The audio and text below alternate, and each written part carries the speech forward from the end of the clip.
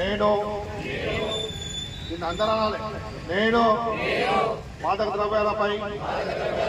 జరుగుతున్న పోరాటంలో క్రియాశీల భాగస్వామిని అవుతానని నేను